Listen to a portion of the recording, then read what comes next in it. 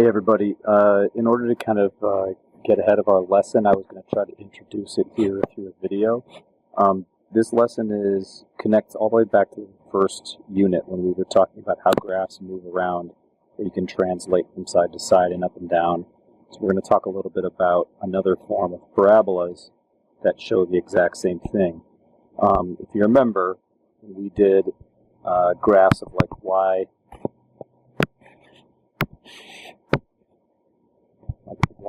equals the absolute value of x, and then we transform that by saying like y equals the absolute value of x minus 3 plus 4. We said, hey, when you subtract something directly from x, it shifts the graph to the right, and similarly, if we add something at the very end of the function, it shifts it up, and vice versa, right? If the signs were reversed, they would do the opposite thing. Those are called translations.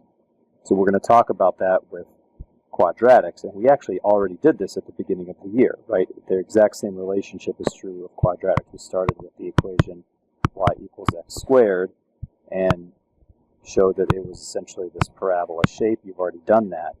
And we had problems like y equals x minus 3 all squared plus 4. And similar to the V shape, we said that what that did was it moved the graph to the right 3 and up 4, and then you had the exact same graph, right? So this is largely a review, but what we're going to talk about is how we can take a parabola that looks the ordinary way and try to make it look like this. And we call this vertex form of a parabola. The reason we call it that is because the vertex is staring you in the face, right? If I've shifted the graph 3 units over and 4 units up, then the vertex is going to be 3, 4, right? So it's very easy to know what the vertex is when you put something in vertex form, and therefore it also becomes very easy to graph. So this is this form of the equation is the easiest form from which we graph things. So you'll see here, this is how they express vertex form, right? So we're having x minus h, and then plus k is at the end, and therefore h comma k is what the vertex is. Now notice there's always this little letter a here, and that's the same a that comes in standard form, and that's the number that multiplies the x squared part, which is going to determine whether or not it's opening up or down, and also whether it's kind of a wide parabola or a skinny parabola. So in order to do this, this is going to be very much like completing the square. We are going to complete the square, in fact. So what we do is, I always suggest we rewrite it and we just leave some space. So we've got y equals x squared plus 6x. And we're going to complete the square in order to create that this squared part of the equation. And so I usually just move the negative 5 off to the side. It's not that it's not there anymore, but I'm kind of keeping it out of view. But it is still connected, it's still part of it. And then we just complete the square in this empty space. So half of 6 is 3. When we square 3, we get 9. And so I want to add 9 right here. And this will now be a perfect square that I can rewrite. Now, just like when you have an equation, you can add 9 to one side of the equation as long as you add it to the other side. In this case, we don't want to mess around with y because y already looks the way we want it to look. So the way we think about this now is, if I'm going to add 9 here, that can still be legal as long as on the same side of the equal sign I subtract 9, right? So I'm kind of adding 9 to one part of this expression, and I'm subtracting 9 to another part, and therefore I haven't changed it in the grandest sense. And so now let's rewrite this set of parentheses as a perfect square. And we get x plus 3 quantity squared, and then simplify what's negative 5 minus 9, it's negative 14. And so that's vertex form of this particular parabola. Y equals x plus 3 squared minus 14. And therefore the vertex of this parabola is very easy to know. It's negative 3 comma negative 14. Remember that it's always going to be the opposite sign of the number that's adding or subtracting directly to x. And then it'll be the same sign of what's at the very end. We talked about that in class for why that's true. All right, now it gets trickier when there is an a term, right? Because that's going to have an effect on the completing the square part.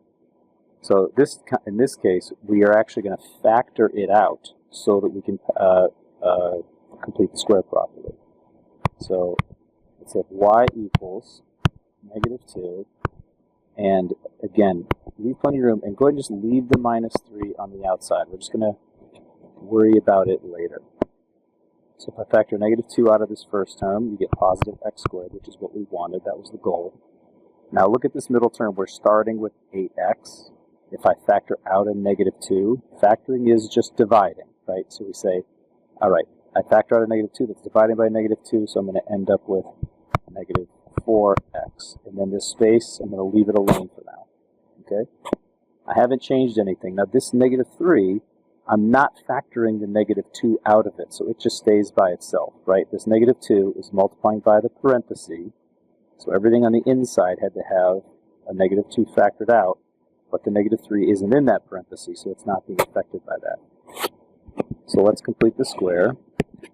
So I take half of -4 is -2, square it is 4, and so I need to add 4 inside the parentheses. Now this time we have to be a little bit careful. What's happening here, this 4 isn't just a 4, right? This 4 is being multiplied by this -2, right? So in order to keep this the same, I really have to add the opposite. So I'm going to add a well, let me think about this. -2 times 4. That's what we've already added. So maybe we think of this, I have to subtract that. I have to subtract -2 times 4. Right? I've already added a -8, so now I need to subtract a -8. Okay? And now everything is the same as it used to be. And so let's rewrite it. Y equals -2 times, this becomes x minus 2 all squared, and -3, two negatives here becomes plus. 2 times 4 is 8, so it's -3 plus 8 is plus 5. So the vertex of this parabola is 2, 5. It's going to be upside down and a little bit thin, right? Or you could think of it as tall. They're twice as tall as an ordinary parabola. Does that make sense? We can do a couple more here.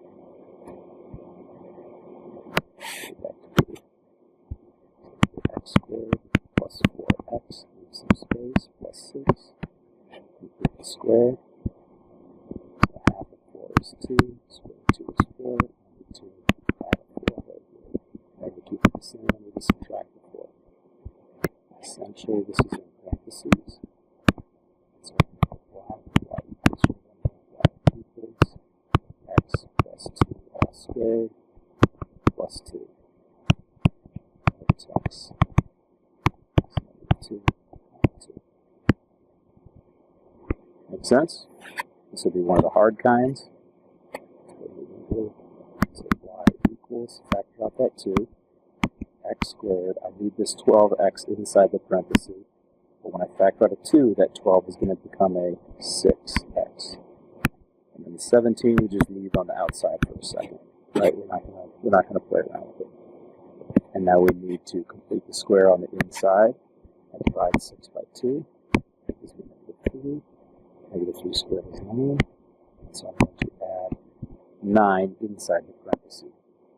Now, what did I just do? I just added a 9 that's being multiplied by a 2. So now I need to make sure that I subtract a 9 that's being multiplied by a 2. And so I get y equals 2 times x minus 3 squared, and this is going to be 17 minus 18, which is minus 1. So the vertex is 3. And that's how we do these problems. Let's see what else there is here. So here's some more graphs. So horizontal translations you can see going side to side, vertical translations going up and down. This is all with the expression a times x minus h squared plus k. We've already talked about the reflections. We have to write the equation of this given graph. Notice that we've got 3, 2, right? So we know this is going to have the form f of x equals a times x minus 3 squared plus 2. And the only question is, what is a's value going to be? Now, since this is multiple choice, we can kind of look at what our options are. It's not going to be this one because of the plus 3. Not going to be that one because of the plus 3. It could be either of these. Now, the only difference here is going to be negative 4 or negative 1/4. Is this going to be a tall parabola or a wide parabola? Now, we know that usually when you go over 1, you usually go down a whole, right? So over 1, down 1. If you went over 2, you would go down 4. 1, 2, 3, 4. If you went over 3, you would go down 9. So a normal width parabola would look something like this. So this is clearly a wider parabola than usual, and so the only option here would be, right, it's a wider parabola. You can also think of it, you can see actually that instead of going down 1, it's only going down 1/4. And then here, instead of going down 4, it's only gone down 1, right? So each of these ordinary height differences is being divided by 4. Which of the equations of the graph shown in the graph? All right, so our parabola, or our vertex here is -1, -2. So this is going to have the form f of x equals a times x plus 1 minus 2. And one question is a. And you can kind of look at this. If I come over 1, up 1, over 2, up 1, 2, 3, 4, 5, 6, 7. We've gone up 7, 8.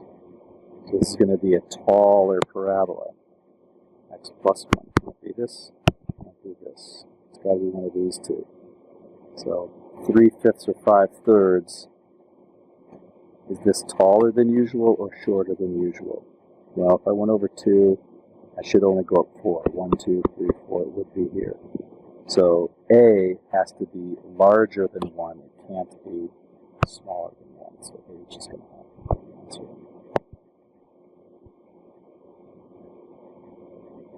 Now, let's see what's tricky about this one. Y equals factor out 4. X squared minus 4x. Leave the minus 4 over here. Divide by 2 is 2. Square is 4. Plus 4. If I'm adding 4 times 4, to keep it even, I have to subtract 4 times 4. Oops, let's go back to 3. Y equals 4 times x minus 2.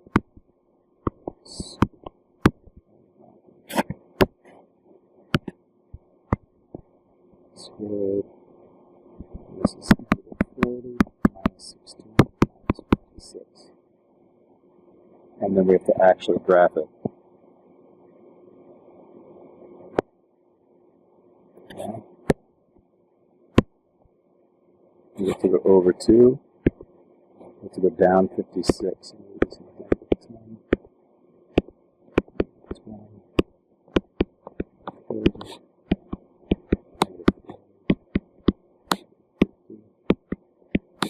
So the vertex is going to be right here, and then you'd have to be really careful. I'm not going to do it here in this video for time's sake. It'd be a very tall, skinny parabola. And that's it for now. The rest we'll do in class. Thank you very much. Hope you're doing well.